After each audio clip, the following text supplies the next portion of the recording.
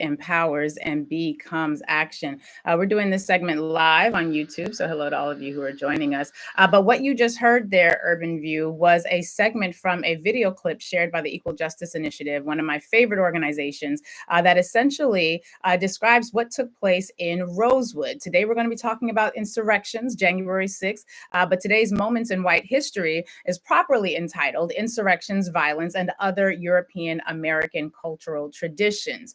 Insurrections, Violence, and Other European American Cultural Traditions. One of my favorite quotes, as my audience well knows, is that what Africans have done, Africans can do. It's a quote by Marcus Mosiah Garvey, the Honorable.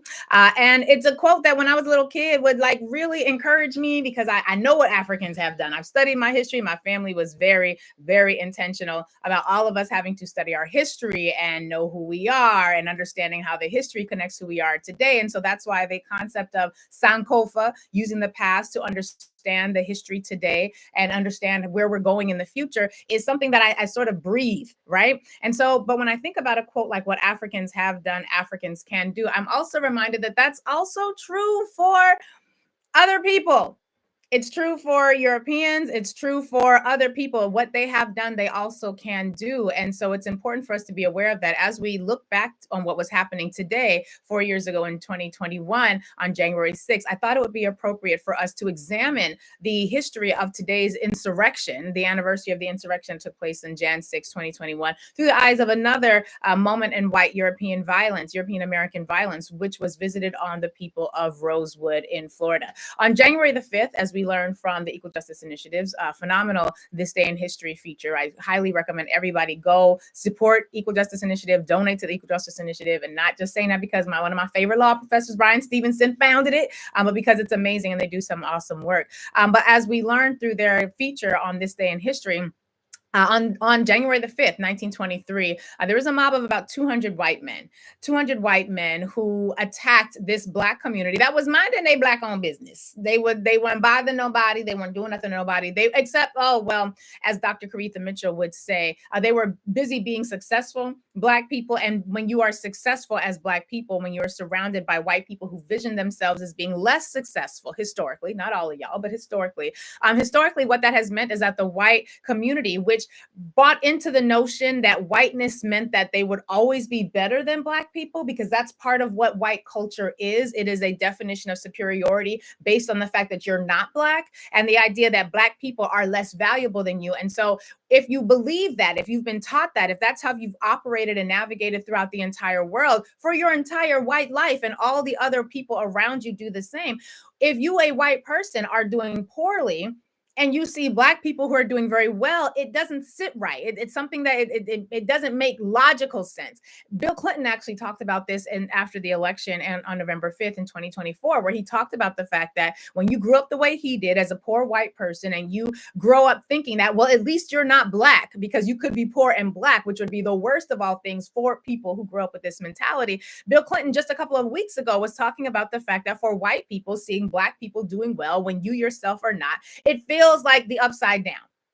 It feels like the upside down. And so these Black people in Rosewood who were very successful, they could afford things like pianos. They had Black-owned businesses. They were able to benefit because they were servicing Black people. They had Ujamaa, cooperative economics. They had Ujima, collective work and responsibility, and primarily because segregation required that they do so. They didn't have the option of going to work for white people. They didn't have the option of going to get benefits or resources from white people. So they had to do for themselves. There's a message there, but we'll talk about that on another day.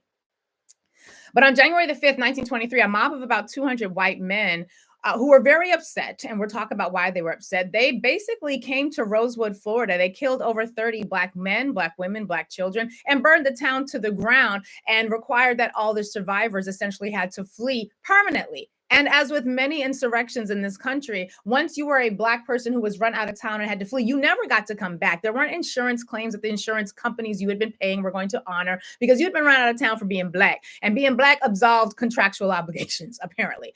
But on January the 1st, 1923, in Sumner, Florida, a young white woman by the name of Fannie Taylor claimed that she had been assaulted by Jesse Hunter.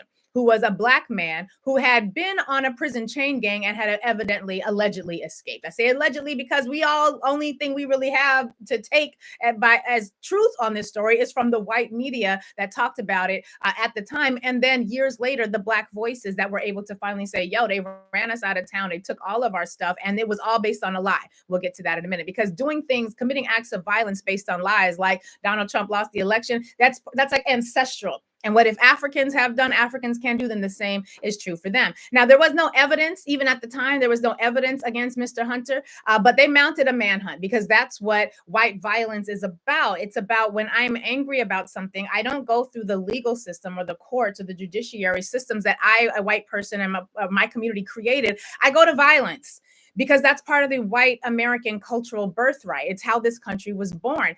On January the 2nd, even though there was no evidence against Jesse Hunter, a mob of white men kidnapped a man by the name of Samuel Carter. They tortured him and they lynched him. Now, Samuel Carter and Jesse Hunter, as you are aware, are two different people, two different names, but it didn't matter. It didn't matter because white violence had been stoked. The interesting thing about Sam Carter is that he had been a very successful craftsman. So this was someone who had means, who was the object of jealousy when it came to white people who were very upset that these black people would dare to be successful and have access to greater resources than they did. According to the Equal Justice Initiative, after after Sam Carter had been lynched, and they focused on Sam Carter because they thought that for some reason he had helped Jesse Hunter escape, even though, again, the only reason we had any reason to suspect that Jesse Hunter was on the word of Fannie, the white woman, who had by this point clearly been incentivized to not just lie, but to maintain the lie. Because what we later found out is that it was all a lie. And I suspect that they'd known that at the beginning. And so after they killed and lynched Samuel Carter, they went on to terrorize the rest of the Rosewood community, continuing to hunt for Jesse Hunter. So black people did what any people under attack would do. They took up arms to defend themselves. Keep in mind, they didn't go into white communities because they had no reason to. White communities came into their spaces, and so black people took up arms to defend themselves. By this point, we're on the night of January the 4th. A white posse is ravaging the community. Again, violence. A white posse is ravaging the community, and they fire into the home of Sylvester Carrier, another black resident of this community. They also accuse Mr. Carrier of helping Mr. Hunter. Everybody helped Mr. Hunter to escape, according to the white people. They didn't need logic. They didn't need facts. They didn't even need a court. They didn't need a judge. They didn't need a jury, because the inheritance of white violence is such that they don't need to even activate the systems and the tools that they themselves created, because the violence itself is justifiable because it is against blackness. Does that make sense? I hope that makes sense. So they got upset that black people fought back. And Mr. Carrier, who is, again, defending his family in his house, who they also accuse of helping Mr. Hunter, they shoot into his residence and they kill an elderly black woman. And so the black people inside start shooting back. You just shot into my house and you shot my grandmother. And so, yeah, I'm going to go back and I'm going to shoot you because you done already killed Mr. Carrier. You done approached Mr. Hunter. You looking for him. We ain't got no reason to believe he actually was involved with Fannie Taylor whatsoever. You done lynched Mr. Carter. So yeah, you shoot into the house and you kill my grandmother. You damn well better believe in their mindset they are defending themselves because they are under attack. A gunfight ensues. Mr. Carrier and the mob are shooting back at each other. It lasts until the early morning. People on both sides of that battle were killed, and they were so angry. This white mob, that black people fought back. They were so angry. It took the level of mob-like violence that they already had stoked on the lies that this white woman had shared with them.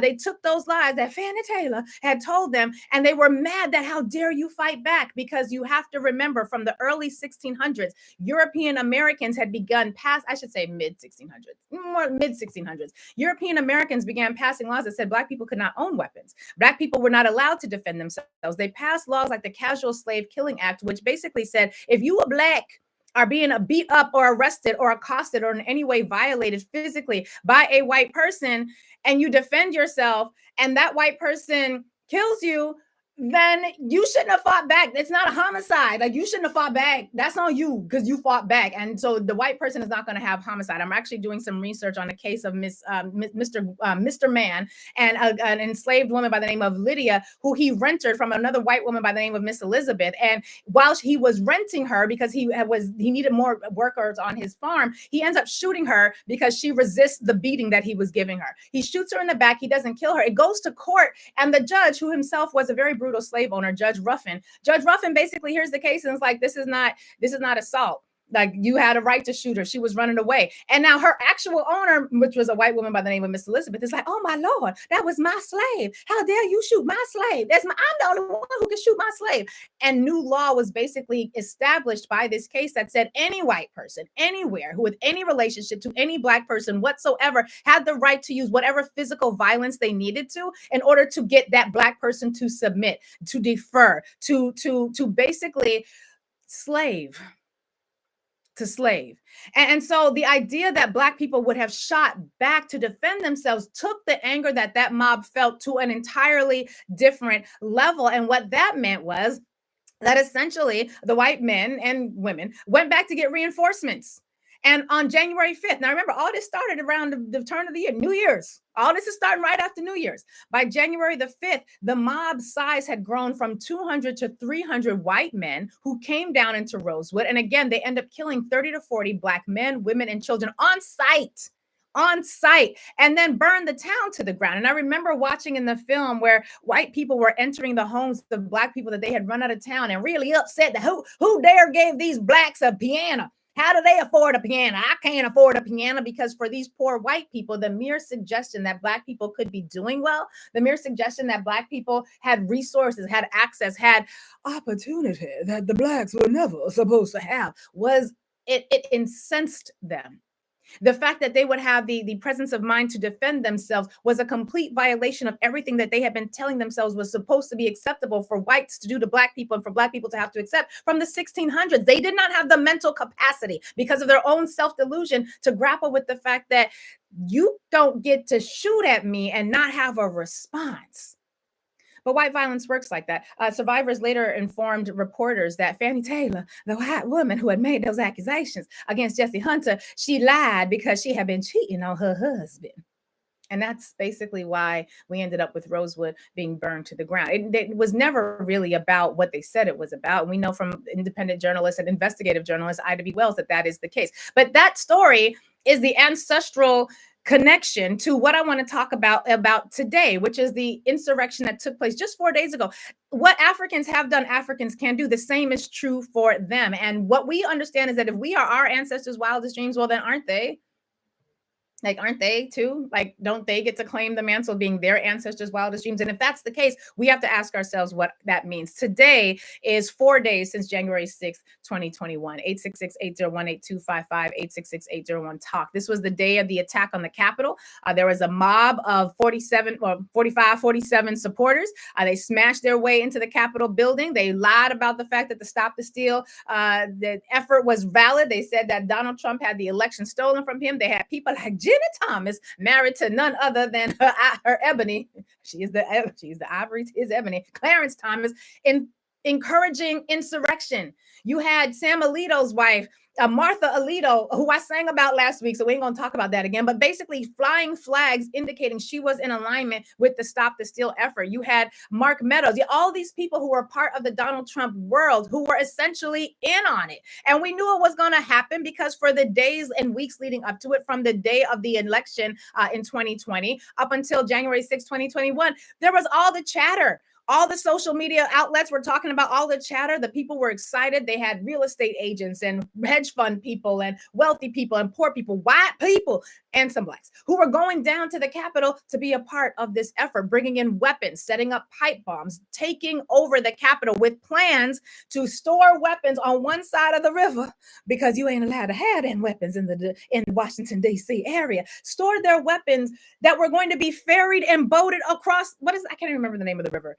But the Anacostia, so that they could fully take over and engage in violence, the likes of which, had they all been black, we know how that would have happened. They brought a functioning gallows a gallows that would be able to actually hang people, which is curious because they were also then filmed as they were streaming through the Capitol building, shouting things like, hang Mike Pence, where's Nancy? Do you remember how Representative Ayanna Pressley, the security button in her office had been tampered with? And then we learned that the security buttons in a lot of the offices, particularly of the squad, had been tampered with and no longer function, leaving them exposed. Do we remember how people understood how to get to Nancy Pelosi's secret office and not just the one that was available to the public? We have to remember these things because of what Africans have done, Africans can do. The same is true for every other group. And in about 2 weeks, the folks who was involved in this is about to get a pardon.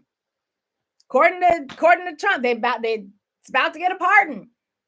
What they have done, they can do. And when we look at what happened on January the 6th, 2021, through the prism of what happened on January the 5th, 1923, almost 100 years, just over 100 years, the reality is the more things change, the more they don't.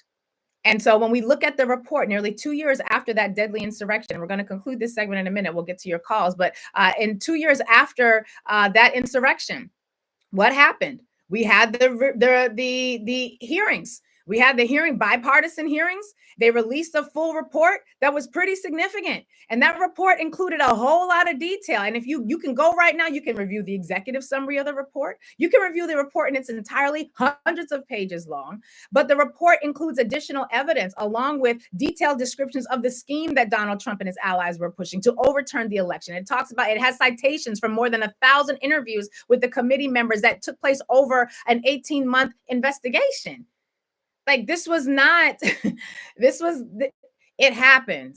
And there's going to be a lot of folks right now, today up until the 20th and beyond, who are going to pretend to do the dance of saying that things that we saw happen didn't happen.